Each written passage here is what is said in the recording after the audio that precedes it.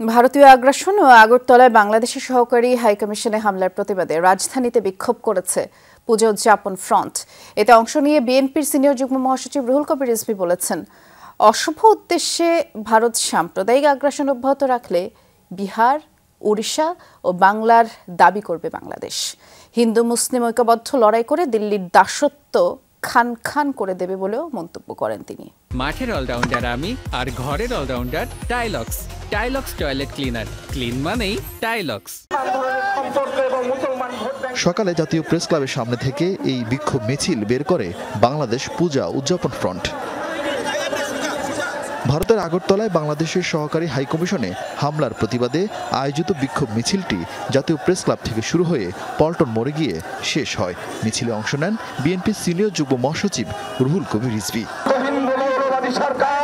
এর আগে সংক্ষিপ্ত সমাবেশে পূজা উদযাপন ফ্রন্টের নেতারা বলেন, ভারতের একটা গোষ্ঠী বাংলাদেশের সাম্প্রদায়িক সম্প্রীতি বিনষ্টের জন্য ষড়যন্ত্র করছে। 17 বছর প্রতিটা হিন্দুর উপর নির্যাতন হয়েছে, তখন কোথায় ছিলেন?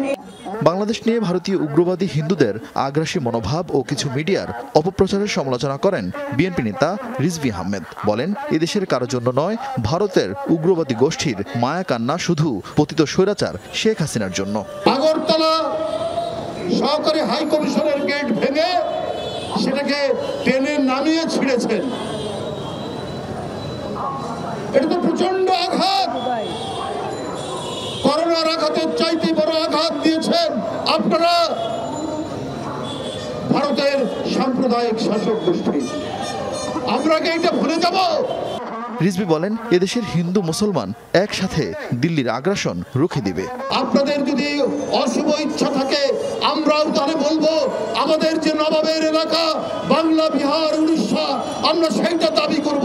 যদি আপনারা এইরকম ভাবে একের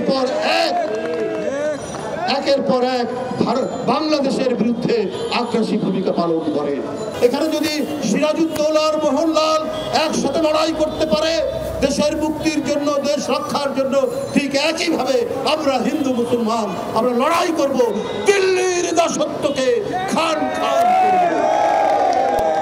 ভারতীয় আগ্রাসন ঠেকাতে আগামীতে আরো বড় কর্মসূচি দেওয়ার ঘোষণা দেয় বাংলাদেশ পূজা উদযাপন ফ্রন্ট। আরিফিন শাকিল, যমুনা নিউজ, ঢাকা।